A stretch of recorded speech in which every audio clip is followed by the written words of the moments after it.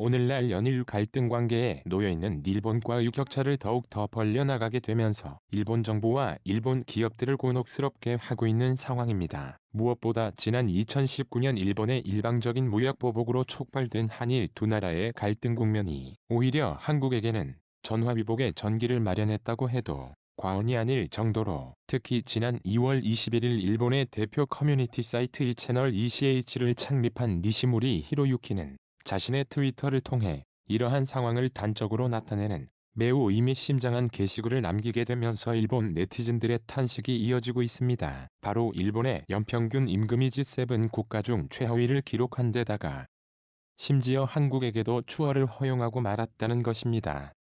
지난 2019년 한국의 연평균 임금 PPP 기준 24만 2천 달러를 넘어선 반면에 일본의 연평균 임금은 이보다 한참 못 미친 3만 8천 달러를 나타내면서 3,600달러의 격차를 나타내고 있다고 지적했습니다. 그리고 그는 현재 한국과 일본의 격차가 벌어지고 있는 것에 대해 저임금을 받는 비정규직을 계속 늘리고 있는 일본 정부와 더불어 이를 지지하고 있는 일부 보수층들의 책임이 크다며 매우 격앙된 어조로 비판하고 나섰는데요. 특히 그는 일본 정부보다 오히려 이를 지지하고 있는 일본의 보수층들로 인해 일본이 점차 파국의 길로 접어들고 있다며, 이는 이들이 악화일로로 치닫고 있는 일본의 사회 불평등과 임금 격차를 적극적으로 개선하고자 하는 움직임을 보이기는커녕 오히려 이런 상황을 더욱 더 부채질하고 있기 때문이라는 것입니다. 그도 그럴 것이 무리 히로유키가 자신의 의견과 함께 공유한 기 내용을 자세히 보면 현재 일본 경제에 들이오고 있는 암울한 현실이 매우 적나라하게 나타나고 있다는 점입니다. 먼저 일본 변호사들의 권위 증진을 위해 설립된 고시닷컴은 지난 2월 27일 일본 정부와 일본 기업이 임금 억제 정책으로 인해 일본의 평균 임금이 G7 국가 중 최하위를 기록하고 있다고 비판했는데요. 특히 이들이 공개한 2019년 OECD 자료에 따르면 앞서 지적한 대로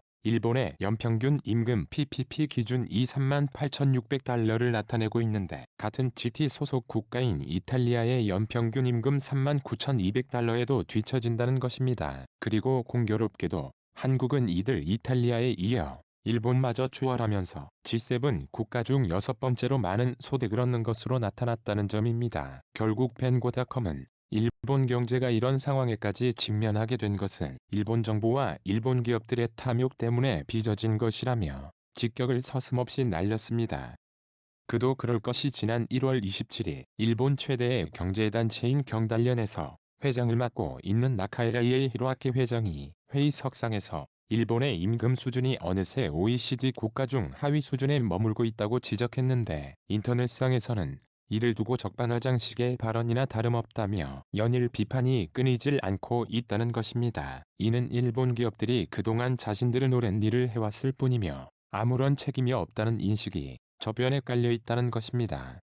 또한 무엇보다 일본에서는 해마다 전체 노동자 중 비정규직 비율이 기하급수적으로 늘어나고 있는데, 결국 오늘날에 이르러서는 전체의 40%를 차지하는 상황에까지 직면하게 되면서 적은 임금을 받는 노동자들이 많아지고 있다는 것입니다. 이는 곧 1980년 당시만 하더라도 가족 구성원 중 혼자만 일해도 충분히 생활이 가능한 가구 수가 1114만 가구에 달했는데 2019년에는 그보다 절반이나 줄어든 582만 가구를 나타낼 정도로, 또한 이로 인해 지난 1980년에 맞벌이를 하는 가구 수가 614만 가구였었는데 2019년에 이르러서는 이보다 2배 많아진 1245만 가구로 늘어났다는 것입니다. 하지만 더 큰 문제는 이러한 상황과는 정반대로 바로 글로벌 회계법인인 딜로이트가 지난 2019년에 조사한 자료에 따르면 사장이 받는 연평균 보수는 9,946만 엔 10억 원에 이르고 있는데, 이는 2016년에 9,115만 엔에 이어 2018년에 9,855만 엔을 받은 것을 비교했을 때 고위 임원들이 받는 보수가 해가 지날수록 사상 최고치를 기록하고 있다는 것입니다. 또한 일본 기업들이 보유하고 있는 사내 유보금 또한 상상을 초월할 정도로 쌓여가고 있다는 점입니다. 바로 일본 재무성이 조사한 2018년 자료에 따르면 일본 기업들이 보유한 사내 유보금이 475조 엔 5천조 원에 달하고 있는데, 이는 천년에 비해 6%나 증가했을 뿐만 아니라 8년 연속 사상 최고치를 경신하고 있다는 것입니다. 이에 대해 일본 매체는 회사의 성장을 통해 이익이 발생하면 주주와 노동자들에게도 충분한 배당이 이루어져야 하는데 일본의 기업들은 이에 대해 시종 일관 묵묵부답으로 일관하는 것도 모자라 일본의 저임금 현상을 고착화시키고 있다고 지적했는데요. 결국 앞서 모리 히로유키가 지적한 것처럼 일본 정부와 일본 기업들이 고용 안정과 소비 진작이라는 선순환 구조를 통해 악화일로로 치닫고 있는 일본의 저임금 현상을 방기한 채 사회적 불평등을 더욱더 가속화하고 있다는 점에서 그리고 더 큰 문제는 일본 경제의 이러한 암울한 상황, 미래의 성장 잠재력마저 잡식해 들어가고 있다는 점입니다.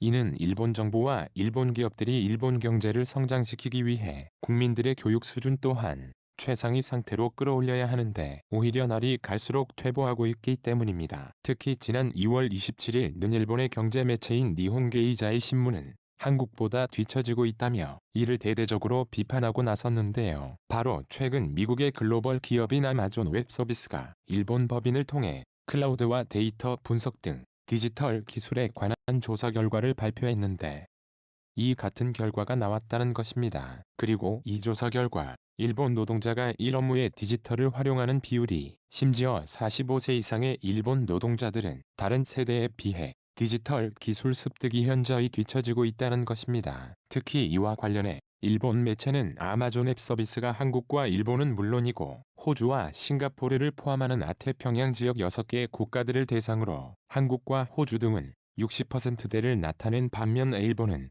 그보다 밑도는 58%로 A라이탄하면서 전체 6개의 국가 중 인도와 인도네시아만 겨우 제치고 4위를 기록했다고 보도했습니다. 그리고 일본 매체는 무엇보다 일본의 대다수 근로층을 차지하고 있는 45세 이상의 노동자들은 그야말로 사상의 상황을 나타내고 있는데 이는 45세 이상의 노동자 중에서 C 디지털 고급 기술을 의회 비율이 36%에 불과하다는 것입니다. 이에 대해 AWS 아마존 웹서비스 일본 법인에서 교육 서비스 본부장을 맡고 있는 이와타 케니치 본부장은 디지털 인재 육성을 위한 적극적인 움직임을 펼쳐야 한다고 당부하기도 했는데요. 이는 디지털 기술은 진화가 빠르기 때문에 이를 습득하려는 훈련을 하지 않게 되며 결국 일본 매체들은 고용과 성장은 물론이고 미래의 성장 엽동력마저 한국에 추월당하고 있는 지금의 상황에 대해 일본 정부와 일본 기업들의 대대적 인각성을 촉구하고 나선 것인데요. 다시는 누구에게도 업신여기지 않도록 부단한 정진을 이어